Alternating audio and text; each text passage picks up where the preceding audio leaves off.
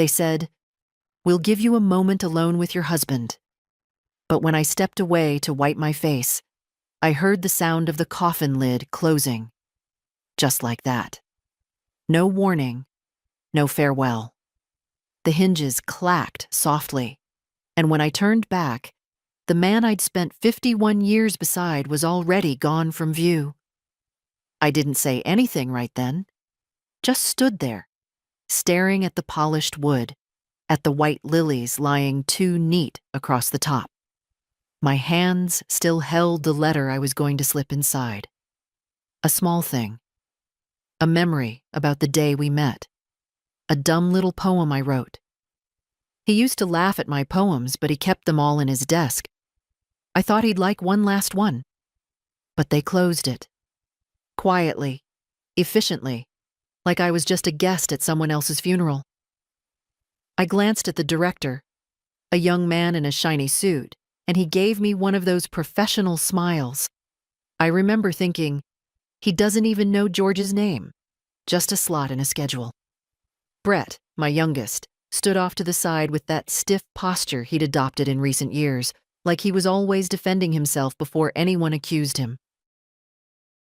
And Laura, his wife, kept her eyes on her phone, probably coordinating the lunch that followed. "People need to eat," she'd said earlier when I asked if maybe the reception could be a little smaller. "Grief burns calories." I stood there until someone gently touched my elbow. "Mrs. Hale," the assistant said, "we're about to transport the casket." I didn't move. Couldn't, really. I looked down at my shoes, low black ones I hadn't worn since George's retirement party. That night, we danced on the back porch until mosquitoes ran us indoors. I don't even know why I put those shoes on. Maybe I thought he'd notice. I stepped aside, watched them wheel him away like luggage, and I remember thinking, this is what the end looks like.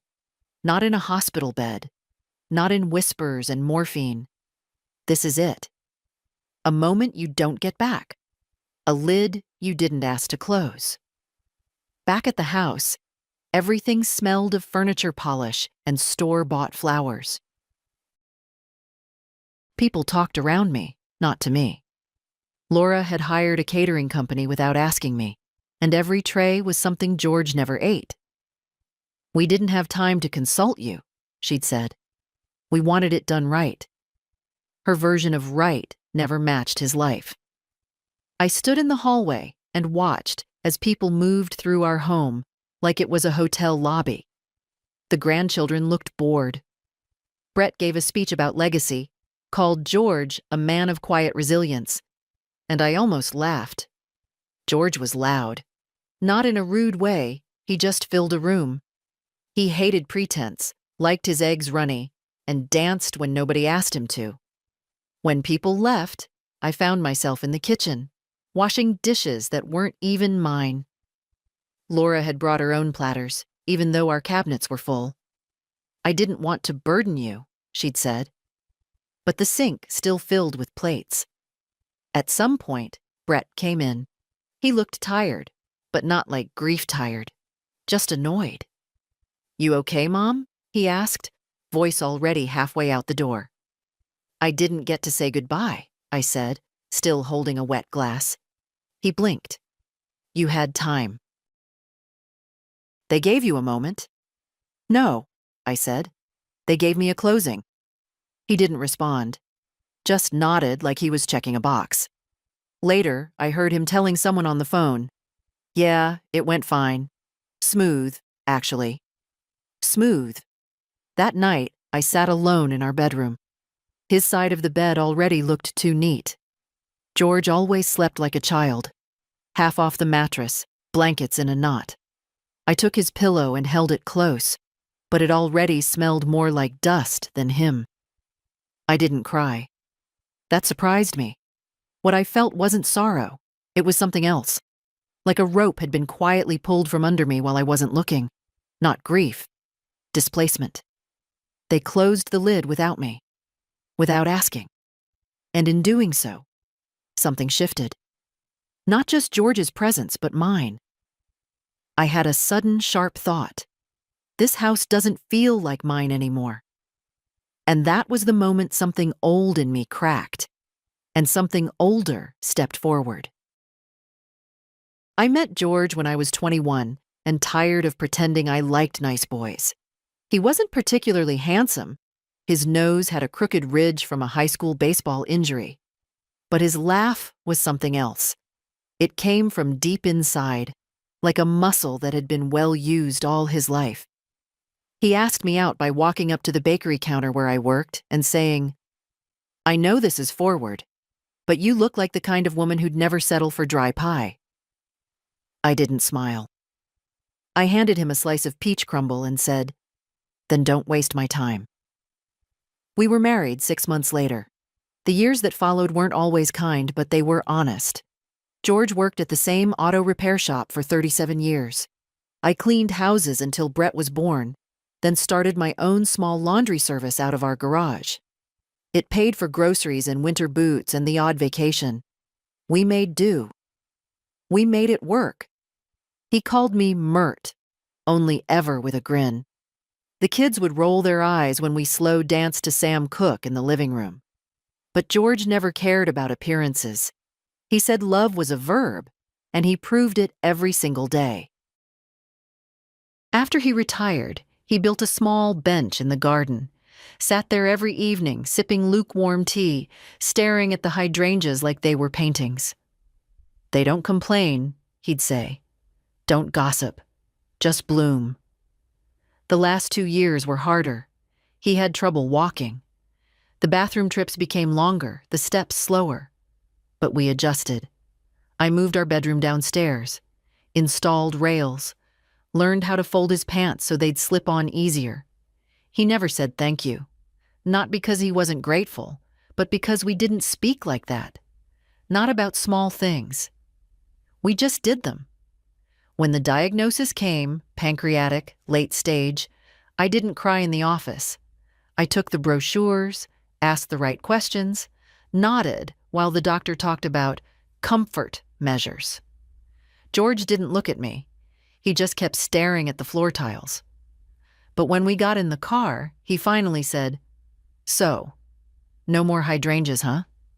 "No," I said, keeping my hands on the wheel. "But they'll bloom without you."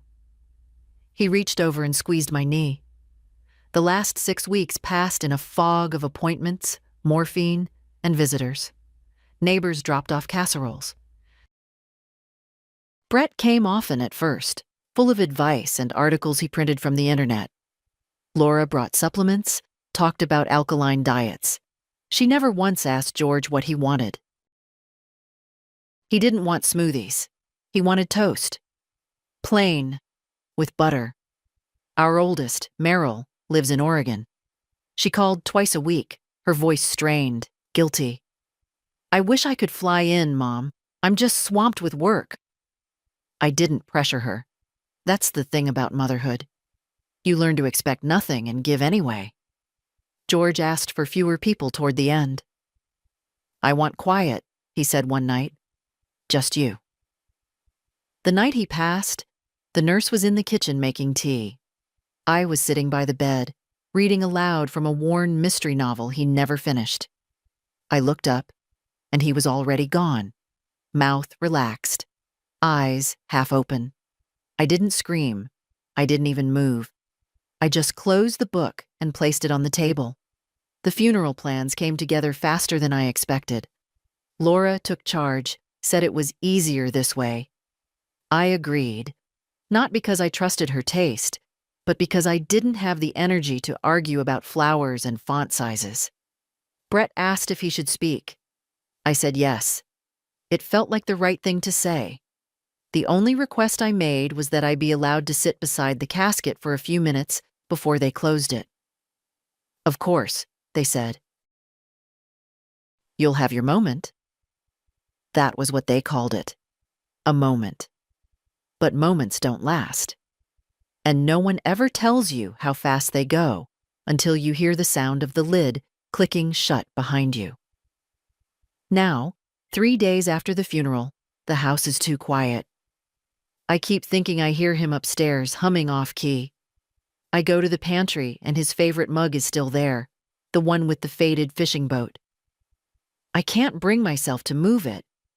I've never felt so hollow and yet so alert. I know something shifted at that funeral. Not just in my heart, but in the air. Something cracked open. Not in a tragic, poetic way. More like a drawer you didn't know was jammed until it suddenly slid free. And now that it's open, I can't pretend not to see what's inside. The first sign that something was off came in the form of a password. About a week after the funeral, I tried to log into our joint bank account, something I'd done for years to pay bills, check deposits, transfer the odd amount to the grandkids' birthdays. But this time, the login failed. Password incorrect. I tried again, and again. Then I saw the note. Account access restricted. Please contact your branch. I called the number. A woman with a high, flat voice asked for my name and date of birth. Then she said, yes, this account has been updated. You'll need to speak to Mr. Brett Hale for further access. I nearly dropped the phone. Excuse me? I asked, keeping my voice level. That's my husband's account. Joint account. My name is on every statement. The woman hesitated. Yes, ma'am. But the recent authorization added your son as primary contact after the death certificate was processed. He's the executor, correct? Yes, I said. But he doesn't live here. I do. And I need to pay the gas bill. Of course, she replied. But you'll need to speak with Mr. Hale to restore full access. I can't override the designation. I hung up. I sat there for a long time, staring at the beige wallpaper in the dining room. We never did repaint it, though I'd mentioned it every spring.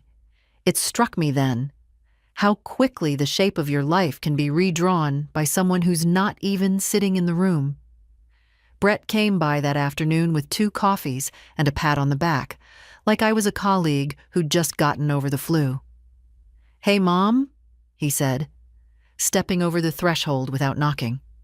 Brought your favorite, half decaf, no sweetener. I looked at the cup.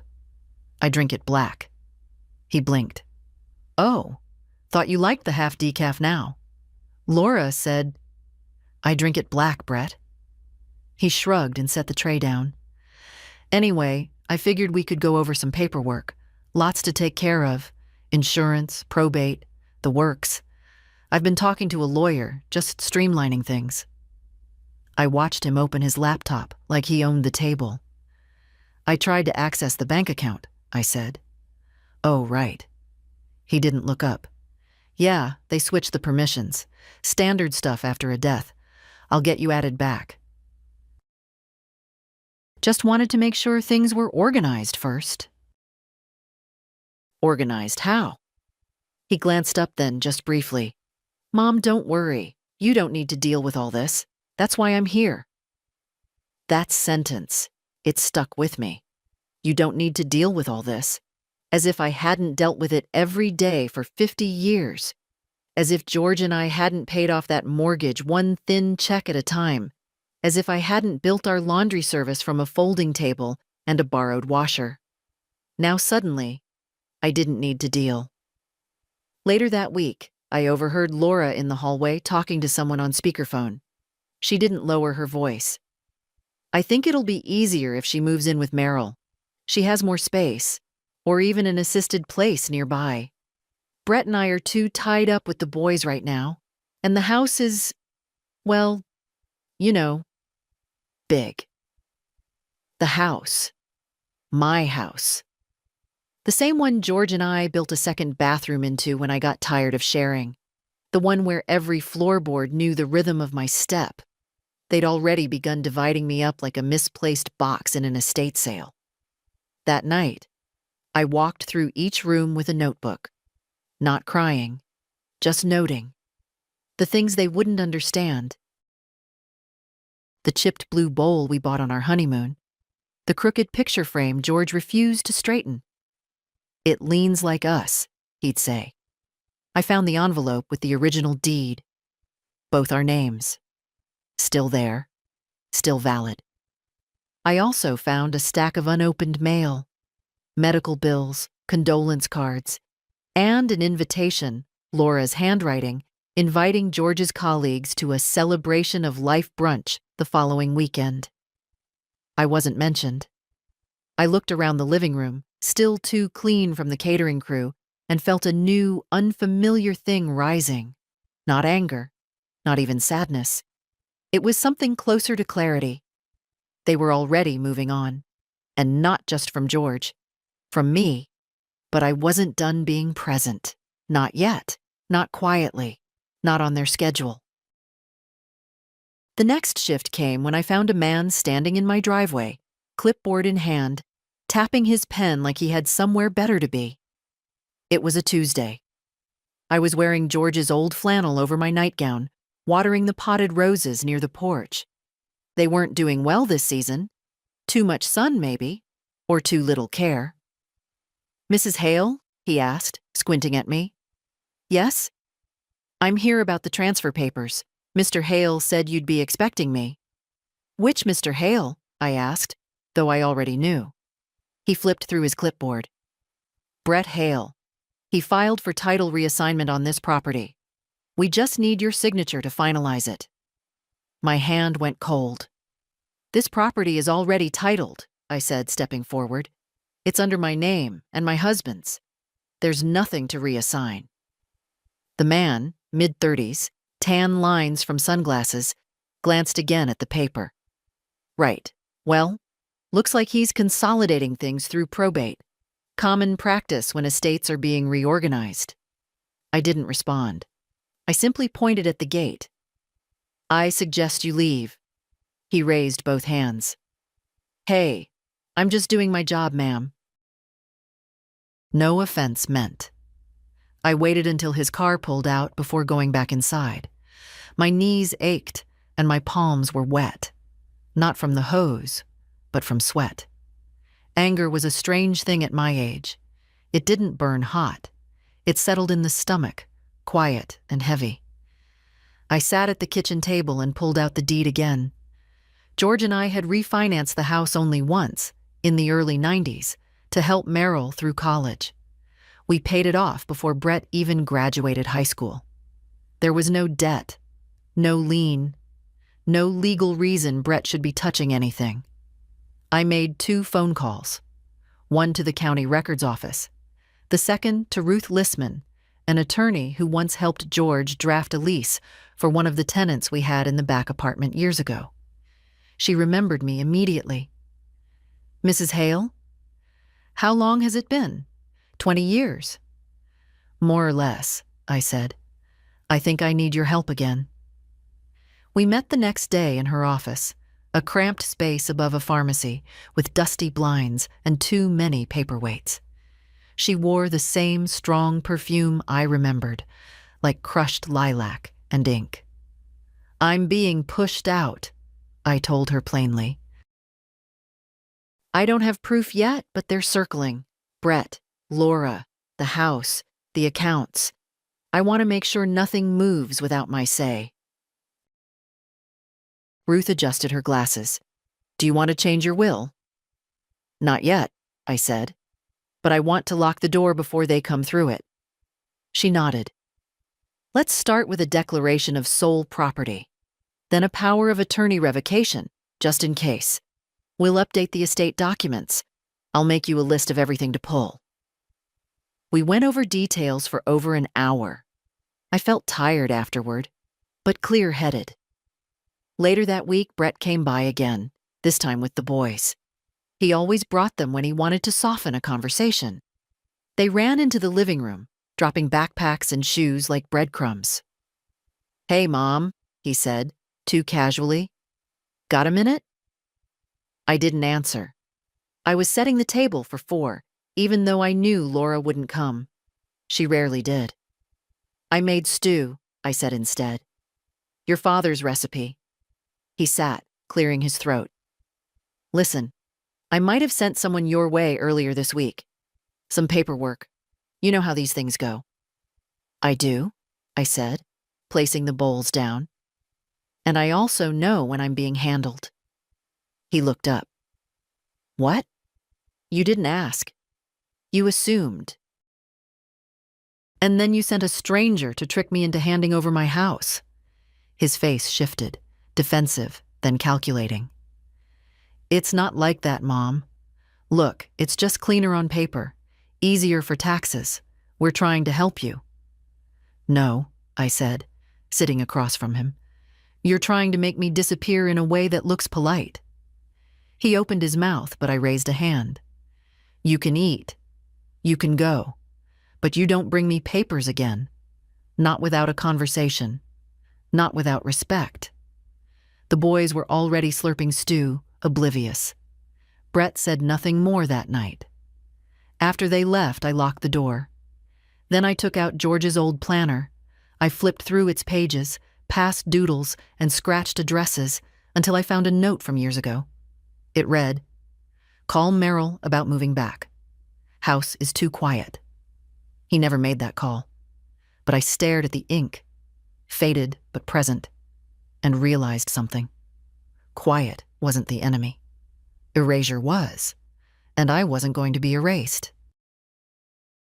I hadn't checked my savings in months, not because I didn't care, because I assumed, in the weary way that mothers often assume, that it was being handled.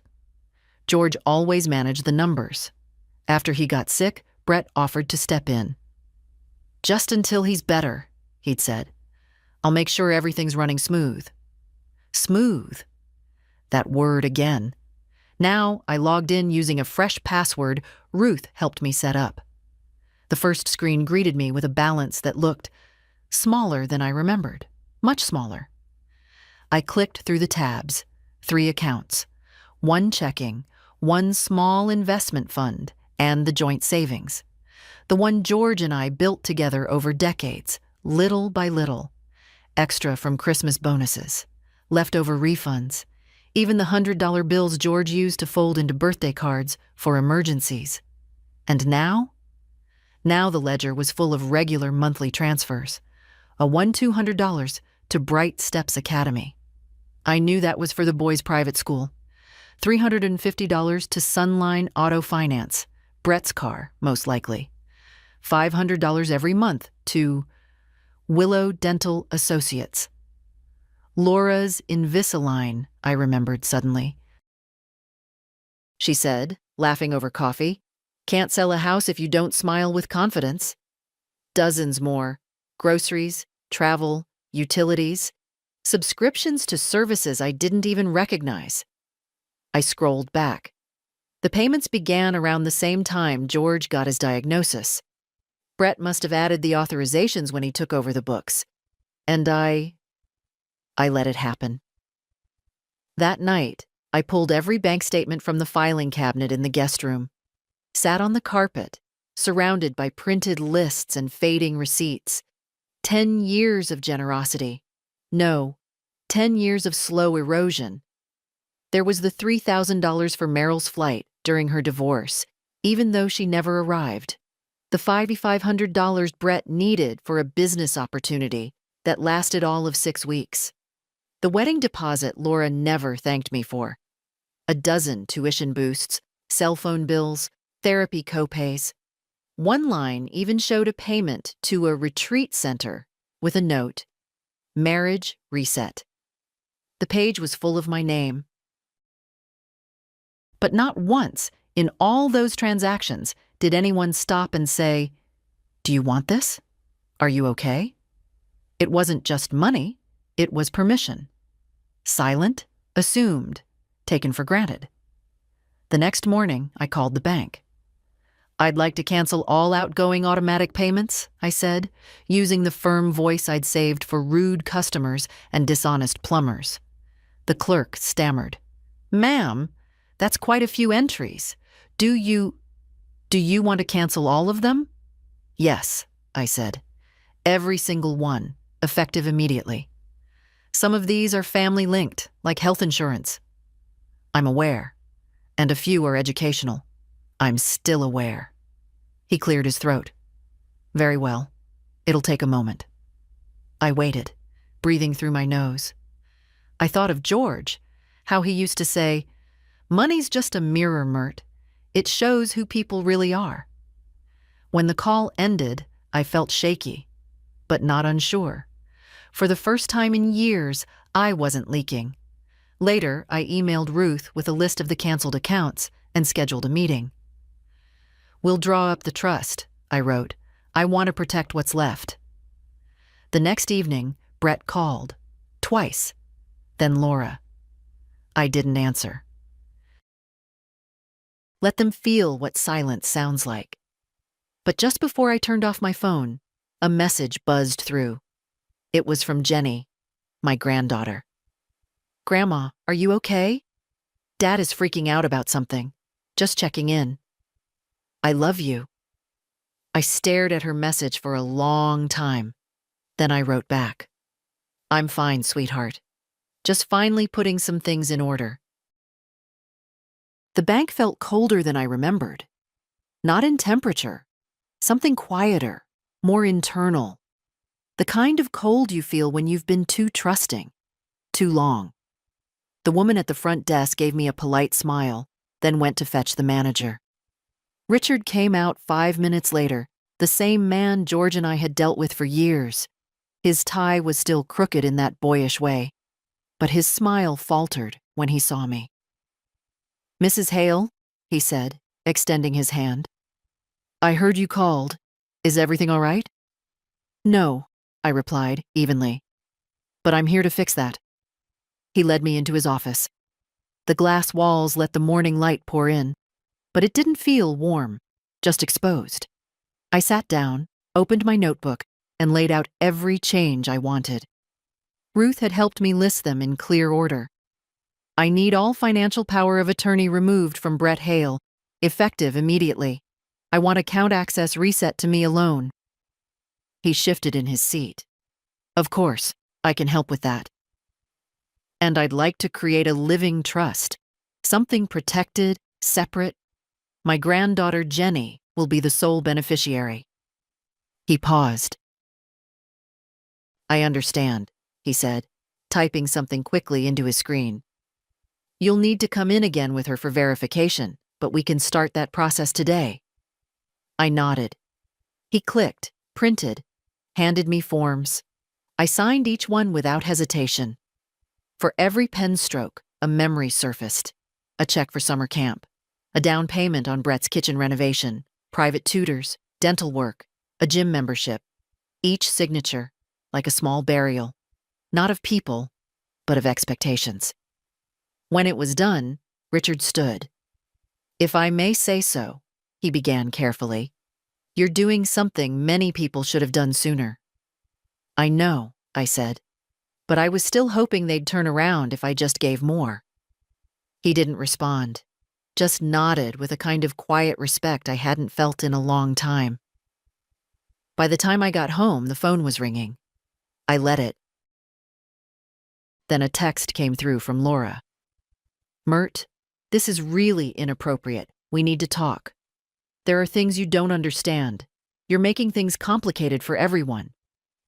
I didn't answer. 2 hours later, the doorbell rang.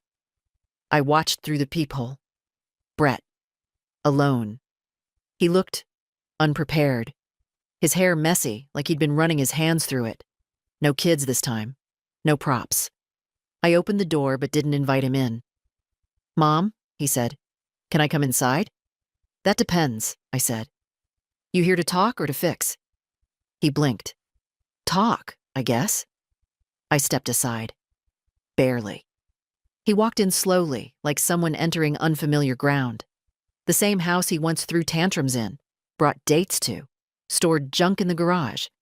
Now he looked around like a guest. "I got alerts this morning," he started, standing in the hallway. "From the bank. Cards declined, bills bouncing." "I know," I said. His voice hardened. "You could have talked to me first." "I did, for years, just not in the language you were listening to." He went quiet. Then, "Why would you cut off Jenny's school payment? She's still a minor." "I didn't," I replied, Check again. That made him pause. You're giving her everything? No, I said. I'm giving her a chance. The rest of you already spent yours. His eyes narrowed. You're punishing us. I'm preserving myself. He started pacing. This is insane. Laura is going to lose her mind. We've built our life around those contributions. That's the problem, Brett. You built your life on something that wasn't yours. He stopped then, looked at me like he didn't recognize who I was. And maybe he didn't. But I did. You don't get to do this, Mom, Brett said, his voice rising just enough to tremble. This isn't how families work. I raised my eyebrows. No? And how do they work, Brett? Explain it to me. He opened his mouth, but no answer came. Just air, short and thin.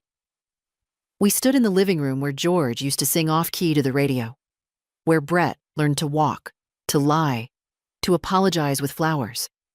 I leaned against the table and folded my arms. You think I cut you off out of spite, I said. But I didn't. I did it out of clarity. And you should be grateful, really. Now you can finally prove how independent you are. He winced. This house, he began. This house, I interrupted, was bought with George's sweat and my stubbornness. This house has seen more of my knees than your hands. You want it? You earn one of your own. His jaw clenched. You're being vindictive. No, I'm being awake. He looked around the room, probably searching for something to anchor himself. Something familiar. But it wasn't his anymore. Maybe it never really was. Jenny's not going to understand, he tried. She already does, I said. She's the only one who ever asked how I was doing without needing something in return.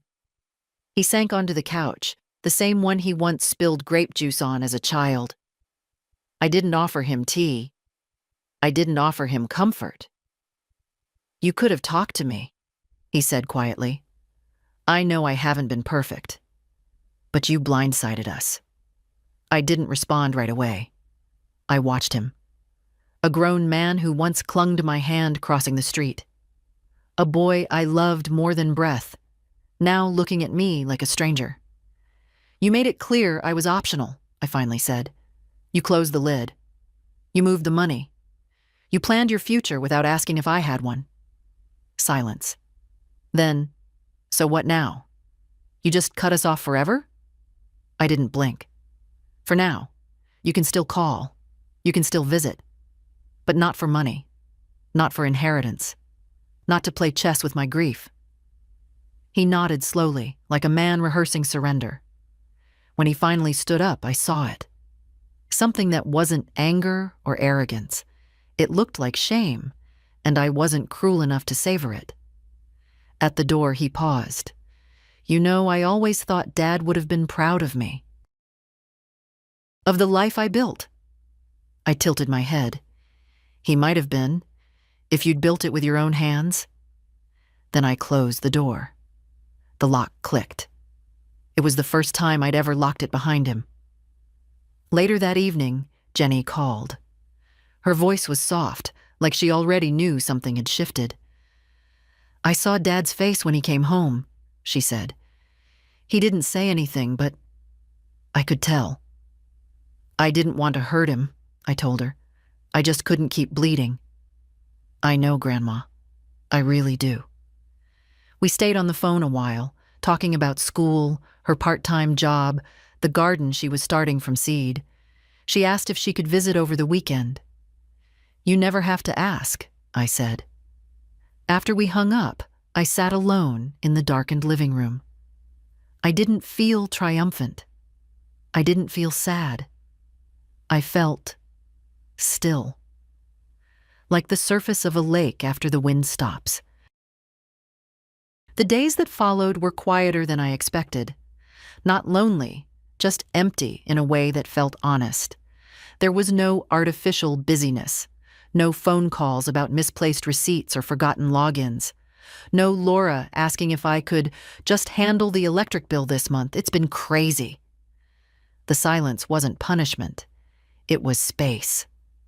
For the first time in years, I moved at my own rhythm. I started each morning by opening every curtain in the house. Even the ones Brett used to complain made the room too hot. Sunlight streamed in, catching the dust I hadn't noticed before. I didn't rush to clean it. I just watched it float, weightless, suspended. I made my coffee exactly the way I liked it. Strong, unsweetened, in George's chipped blue mug. I sat on the porch in my robe, waved at the mailman, read 2 chapters of a book without checking my phone. And when the phone did ring, I let it go to voicemail.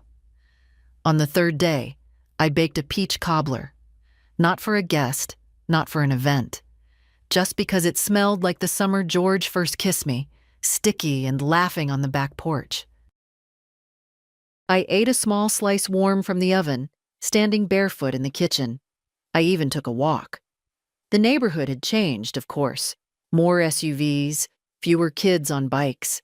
But Mrs. Coates still kept her yard immaculate, and someone had repainted the bench in the park where George used to feed the birds. I sat there for a while, watching squirrels argue over crumbs. When I came home, there was a letter in the mailbox. Not a bill, not junk. A real letter. Jenny. Her handwriting was messy and crammed, like she couldn't write fast enough. Dear Grandma, I just wanted to say again how proud I am of you. I know things are complicated right now, but I hope you know that I see you, not just as a grandmother, but as a whole person. You've always been strong, even when quiet. I've learned more from watching you than from any teacher. I'll be by Saturday. I'll bring the little seedlings we talked about. We can plant them together. Love always, Jenny. I held the letter for a long time, folded it twice, placed it beside George's watch on the windowsill. I didn't cry. I just let the quiet settle deeper into me. That evening, I went through my closet. Not to throw things out, but to choose what stayed. I picked a few things that felt like me, not just clothes people expected me to wear. A faded denim shirt George once said made me look like I meant business. A pair of worn boots I hadn't laced in years. Then I opened the cedar chest. Inside were letters, pictures, receipts from long-paid bills. One envelope held the insurance forms Brett had once asked me to sign just in case something happened. He'd said it so casually, over coffee. I'd signed without reading. I read it now. Buried in the legal language was a clause naming Brett as primary beneficiary on a policy George and I took out decades ago. A policy I hadn't even remembered we'd kept. It wasn't large, but it was mine, and now it would go where I said. I added it to the stack for Ruth. I was learning, slowly, that freedom doesn't come in one grand decision. It comes in dozens of small, quiet ones. Choosing your own coffee, opening your own curtains, saying no without explanation, and most of all, no longer asking to be seen. Jenny arrived Saturday morning just like she said. She rang the bell twice, always twice, and stood on the porch with a cardboard tray of seedlings and a paper bag that smelled faintly of cinnamon. I brought coffee, too, she said, lifting the cups. Figured we could do it your way. I smiled. Black? Of course. We sat at the kitchen table while the cobbler reheated in the oven. She looked tired, in that way young people do when they're juggling more than they're ready for. But her face was soft, calm. She didn't ask questions. She didn't pry. She just sat and listened while I told her how the garden used to look when her grandfather was alive. There was a time, I said, when George would come in from outside with his hands so dirty I had to threaten to spray him down before he touched anything. He'd plant everything too close together, said it made the flowers fight their way to greatness. Jenny laughed, warm and easy. I like that. Feels like something he would say. We spent the next hour kneeling in the dirt, transplanting the little green starts she'd brought. Basil, tomatoes, a single stubborn squash. I hadn't knelt like that in years. My knees cracked, my back protested. But something in me stretched too, something that had been stiff for too long. Afterward, we sat on the porch with our coffee. Jenny looked out at the road. Dad's still not talking much. He's confused, angry, maybe, but more confused than anything. I nodded. He's used to thinking love and money are the same thing, that if I stopped giving one, the other vanished with it. But it didn't, she said. No, I agreed. It didn't. She hesitated. Do you ever think about how it got that way? With him? All the time, I said. But not in the way people assume. I don't wonder what I did wrong. I wonder when I stopped asking for something back. She was quiet then. We both were. Later, she helped me wash up. We stood at the sink, hands in warm water, passing dishes without words. There was something ancient in that rhythm, something that felt older than either of us. Before she left, she gave me an envelope. It's nothing serious, she said. Just a class project. We had to write about someone who shaped us. Inside was a printed essay. 3 pages, double-spaced, with her name in the corner and the title, Root Systems. I didn't read it until after she was gone. The first line made me pause. My grandmother taught me that silence isn't weakness, it's patience. And that dignity is not something you're given, it's something you reclaim. I read every word, twice, then folded it and placed it next to her letter in the drawer beside my bed. That night, I slept without pills. The garden soil still clung under my nails. My legs ached, but my chest felt light, like I'd spent years underwater and only just broken the surface. There were no missed calls from Brett, no messages from Laura, just a weather alert and a reminder to refill a prescription. I turned off the phone and left it on the counter.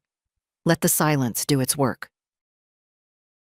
Ruth's office was warmer this time, or maybe I was. She met me at the door with a firm handshake and a soft smile. You look different, Myrta, she said, guiding me inside.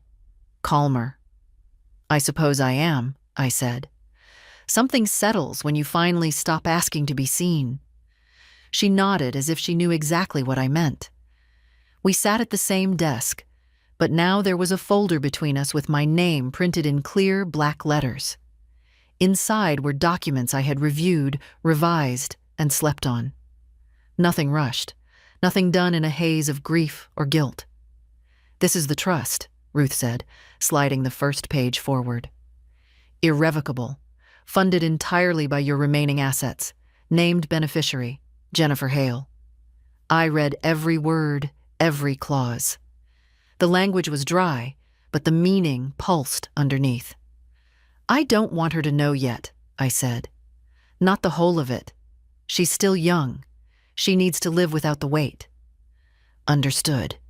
We can include stipulations for age-based access, educational milestones, anything you like. I chose 30. Not because I thought she'd need it then, but because I wanted her to arrive there on her own terms.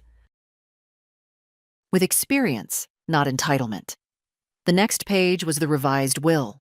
No room for ambiguity. No polite shares for children who treated me like an old appliance. Useful, then in the way. Meryl would get the photo albums. She'd know how to keep them. Brett. Nothing. Not out of cruelty, out of clarity. He'd already taken more than his share. In silence, in assumptions. In the closing of lids and the changing of passwords. I signed the final page.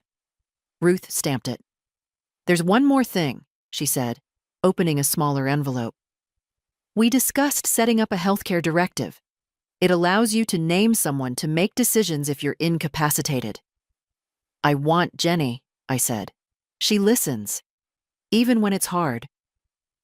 Ruth didn't ask why it wasn't Brett. Some things don't need explaining. We finalized everything. Copies printed, notarized, sealed. I tucked mine into a new folder, labeled it in bold pen. Mine. As I was leaving, Ruth stopped me. "You know," she said, "I don't get many clients your age who take this much control. Most wait until it's too late." "I waited long enough," I replied. "But not too long." When I got home, the house didn't feel like a holding space anymore.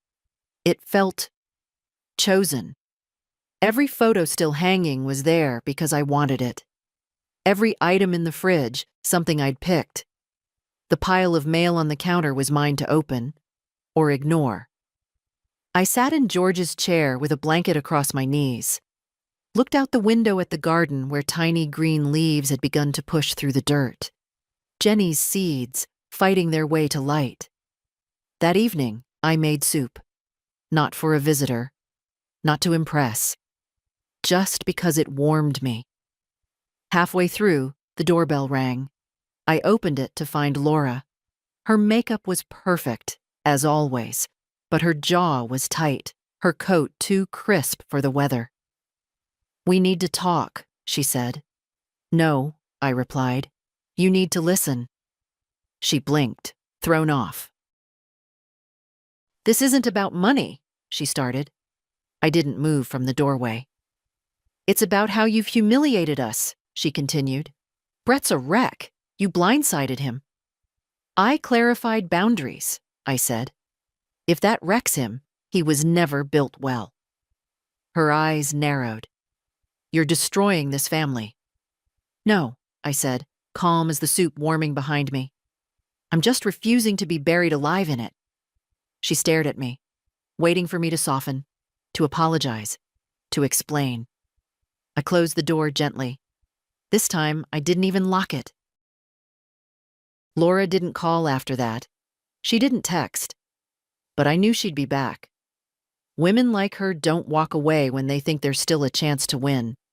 They retreat, regroup, and return with a sharper smile. She showed up 3 days later. This time she didn't wear her realtor heels or her tailored coat. She wore soft jeans and a cardigan the color of oatmeal. What she probably imagined would make her look approachable. She had a Tupperware container in her hands. "I brought banana bread," she said, as if that could erase decades of extraction. "I don't eat banana bread," I replied. Her smile faltered. "Oh," I thought, "well, it's Brett's favorite. Then you can take it home." She didn't move. "Can I come in?" "No." She stood there for a moment, weighing her next move. "I want to understand," she said finally. "What changed? You were always so generous." "That wasn't generosity," I said. "That was appeasement. There's a difference." She flushed slightly. "You're angry." "I'm lucid." Laura exhaled sharply through her nose. "We've had our differences, but I never thought you'd cut us out of everything." "Not us," I corrected. "You." Brett. The difference is specific. Her face stiffened. "You think Jenny's better than us," she said, bitterness bleeding through the sugar coating. "No," I said. "I think she hasn't yet forgotten how to see people as people." Laura's voice dropped. "You're punishing Brett because he was trying to manage things. He stepped up. After George got sick, he took responsibility." "He took control," I said, "and he used it like a silent crowbar, little by little, not to help, but to own." Silence. She set the banana bread on the porch rail like a white flag. "I don't want to fight," she said. "You already did," I said softly. "You just thought I'd never swing back." She stared at me for a long time, and in her expression I saw something new. Not anger, not confusion. Panic. The kind people feel when they realize the person they underestimated just stood up and walked out of their narrative. Then she tried one last time. "I know you think we've been unfair, but everything we did was to keep the family strong." "No," I said. You did it to keep the power centralized and the costs invisible. Her mouth opened, then closed. She picked up the banana bread and turned without another word. I watched her walk down the driveway, watched the way she checked her phone before she even reached the car, looking for someone to agree with her version of the story. But I didn't care about that anymore. Inside, the kettle was whistling. I made tea, carried it to the porch, and sat watching the shadows stretch across the lawn. The tomato sprouts Jenny and I had planted were reaching, not tall yet, but upright, determined. I thought of George. He would have said, "Took you long enough, Mert." And I would have said, "You hush. I got here, didn't I?" That night, I couldn't sleep. Not from worry. From remembering. I opened the cedar chest again, the one George built when Meryl was born. Inside, under the quilts and birth certificates, were letters I hadn't touched in years. Some were yellowed, some bent at the corners. A few were in George's hand, crooked, sometimes too large, but always careful. He wrote slowly, like he was carving. One was from 1974. He'd gone to visit his sick mother and left me alone with 2 children under 5. I was tired, angry, still nursing, and he knew it. Mert, I don't say it enough, but you're the engine in this house. I see the way you fold socks like it matters, the way you keep us full, clean, alive. When I'm back, I promise I'll start asking you how you are before I ask what's for dinner. G. I held the paper like it might still be warm from his hands. I didn't cry. That stage had passed. But something swelled in my chest. Grief not as pain, but as presence. I read another, from the early 90s, when I'd gone to stay with Meryl after her miscarriage. Mert, the garden misses you. The bed misses you. And I miss you. The stew's too salty. I'll eat it anyway. Come home soon. Your George. I put the letters back one by one, smoothed them flat. Then I added Jenny's essay to the same chest. It belonged with the rest. Not because it was from the past, but because it carried something forward. Before bed, I walked through the house. Each room now held something I had chosen to keep. Nothing excess. No junk drawers filled with other people's schedules. In the living room, I dusted the shelf that held the old black and white photo of George on his first motorcycle. He looked like a man who knew how to live, like a man who would have stood behind me now and said, "Let him look confused. You earned your place." I sat down in the armchair, held the picture a little longer than usual, and for the first time in a long time, I spoke to him out loud. "You were wrong, you know. I didn't need saving. I just needed time." The next morning, I wrote letters of my own. One to Jenny. Not about the trust, not about money, but about strength. I told her stories she'd never heard. About the day George proposed. About the time I nearly left him. About how we stayed. Not because it was easy, but because we kept showing up. I told her what it means to take up space without apology. Then I wrote to Meryl. A short letter. Not accusing, not cold. Just open. You were always the quiet one. I wonder if that's why I let the noise come from everyone else. I miss you. Not the daughter in Oregon. The one who used to hum while she helped me shell peas. Write when you can. Mom? I didn't write Brett. Not yet. Some bridges burn because someone lit a match, others because no one bothered to tend them. I hadn't seen Marge in almost a year. She lived 3 houses down, on the corner with the mailbox that always leaned left. Her husband died 5 winters ago.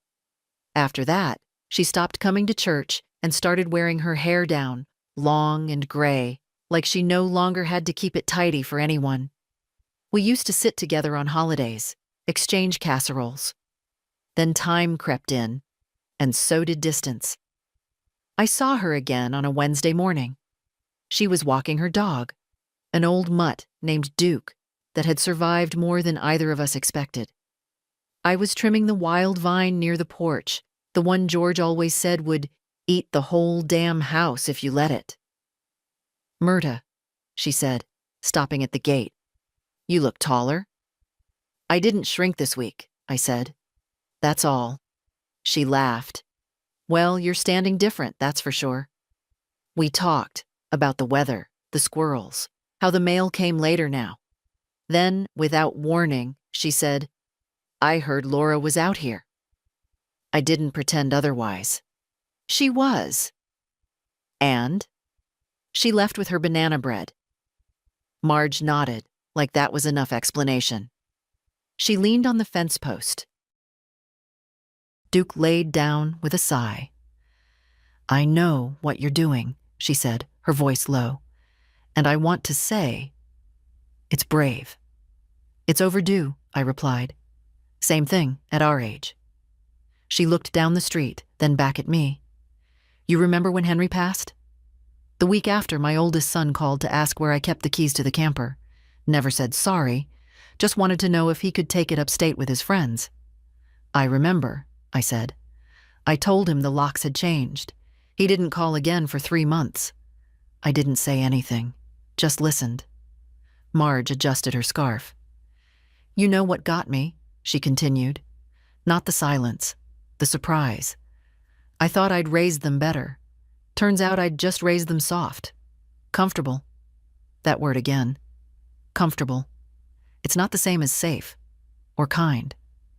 I don't want to leave this world tired," I told her. "Or confused." "No," she said. "You want to leave like you lived, once you remembered how." She looked at me then, not as a neighbor, but as something closer. A mirror, maybe.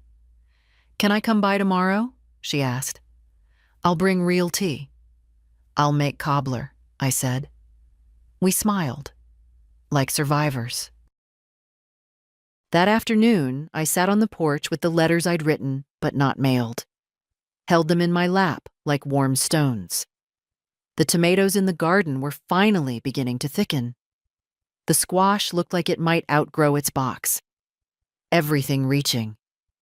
Everything growing. Not because someone told it to, but because it was planted right. The wind picked up. I tucked the letters back into their envelopes. Then I went inside and swept the floor. Not for anyone. Just because I wanted a clean path forward. It was Brett who broke the silence. 2 weeks had passed since the last visit, since the door closed with no apologies and no promises. I hadn't expected anything more from him. But one evening, just as the light turned soft across the kitchen tiles, my phone buzzed. A message. "I cleaned out Dad's toolbox today. Thought you might want something from it." I stared at the screen. Simple. No guilt, no sarcasm. But also no, "How are you?" No, "Sorry." Just a nudge, a tether. I didn't reply right away. I made myself tea, finished folding the laundry, then walked out to the garage where George's own tools still hung in perfect rows. He'd labeled everything, bent labels, fading ink, but still there. Wrench, bike tape, not the good kind screws, no matches here. Even in his system, there was humor. I didn't need anything from Brett's cleaned-out box. I had the real thing. But something in the message stirred a corner of my mind I'd tucked away. George had always wanted Brett to understand tools. "Every man should know how to fix what he breaks," he used to say, "even if it's just a hinge."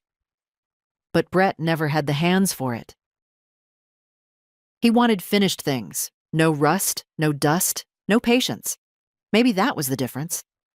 Later that night, I replied, "Thank you. I have all I need here." No more, no less. He didn't write again. But the next morning, a small package was on my doorstep. No note. Just a worn leather roll tied with string. I unwrapped it carefully. Inside were George's old screwdrivers, the set he always kept in the glove compartment of the truck. They smelled faintly of oil and eucalyptus, the scent of 1,000 small repairs. I held them in my hands, not for use, for memory. That day, Jenny came again. She brought groceries she thought I needed, I didn't, and wildflowers she picked from the trail near her apartment, I did. We cooked lunch together. Nothing fancy, just lentils and toast with garlic butter. But the way she moved around the kitchen, like she belonged, reminded me how love works best when it doesn't ask for proof. "Have you thought about seeing them?" she asked carefully. "Dad, Meryl, even Laura." I paused. "I've seen them," I said. "For years. They just haven't been looking back." She nodded. "I know." We ate on the porch, the garden blooming behind us. Her hair was tied up in a messy knot, just like I used to wear mine when I was her age. It struck me how much she carried that none of them had ever earned from me, but she gave it anyway. "I think about him a lot," she said softly. "Grandpa, I didn't get to say goodbye." "They closed the coffin," I said. "They closed a lot of things." She looked at me, not with pity, but with a kind of quiet reverence. "I'm glad you opened something back up." That evening, after she left, I walked the perimeter of the yard, checked the fencing, pulled a few weeds, picked a handful of ripe cherry tomatoes, too warm, too sweet, just right. Then I stood in the driveway where George used to park the truck, where Brett had once learned to ride his bike, where Laura had staged family photos with everyone smiling in ways we didn't always feel. The wind moved through the leaves. No drama, just movement. Inside, I made myself a note. Finalize update with Ruth. Prep donation boxes. Keep the screwdrivers. Some things didn't need to go. Some things had earned their place. The house is quieter now, but it no longer feels like absence. It feels like presence, finally given room. In the mornings, I still open all the curtains. I sweep the floor whether it needs it or not. I cook for one without apology. I don't check my phone first thing. I don't wait for a knock that never comes. I don't listen for footsteps that stopped long ago. The porch has become my favorite place. I sit with a blanket, sometimes with a book, sometimes just with breath. The wind speaks in a language I finally have time to learn. I've started naming the birds, not with real names, with the ones I think they'd pick for themselves. The bossy one is Midge. The solemn one near the feeder is Walter. There's peace in that kind of foolishness. Ruth came by last week. She brought copies of everything: the finalized trust, the updated will, the notarized letter naming Jenny my healthcare proxy. We sat at the table where George and I once played rummy with sticky fingers and mismatched decks. She handed me the folder. "You've got it all locked down now," she said. "Solid and clear." "I didn't want to win anything," I told her. "Just wanted not to disappear." "You didn't," she said. "Not even close." When she left, I placed the folder in the chest, right beside George's letters, Jenny's essay, my own quiet resolve. Yesterday, Meryl called. She didn't ask for anything. She didn't explain why so many years had passed in silence. She just said, "I was thinking about Dad, and then about you." "I'm here," I said. "I know," she replied. "I think I finally understand what that means." We didn't stay on the phone long, but something passed between us. Not repair, not yet, but recognition. Sometimes that's enough. As for Brett, I haven't heard from him in weeks. That's all right. Sometimes sons return. Sometimes they don't. Sometimes the most maternal thing you can do is let them face the echo of their own choices, without rushing in to dampen it. Jenny visits often. She brought a radio last time. Old, with a wood frame and a crackling knob. We tuned it to an oldies station and listened to Sam Cooke while planting the second round of beans. She sings while she digs. She sings off-key, just like George did. One evening, we sat in silence until she said, "You ever think about moving? Somewhere smaller?" I smiled. "No, this house still remembers me." She nodded. "Then I'll keep remembering it too." When she left, I watched her car pull away until the red lights curved around the corner. Then I stepped back inside and made myself a small dinner. Toast, tea, a few leftover peaches. The mail brought nothing urgent, just a circular for gutter cleaning and a birthday card from the pharmacy. I left both unopened. Before bed, I walked through each room, not to check, to greet. Each space holds something now that belongs only to me. The blue mug in the kitchen, the photo of George in the hallway, the screwdrivers in the drawer, the corner of the garden where the squash keeps taking over. This life is mine again. Not loud, not final, but whole. And if someone reading this thinks it's a revenge story or a tale of triumph, they're missing the point. It's a story of someone staying, of not being erased, of blooming, late, quiet, and entirely on her own terms. So if you're here now, listening, and you've ever been folded small to make room for someone else's comfort, let me tell you something clearly. You still belong, even if they close the lid, especially then.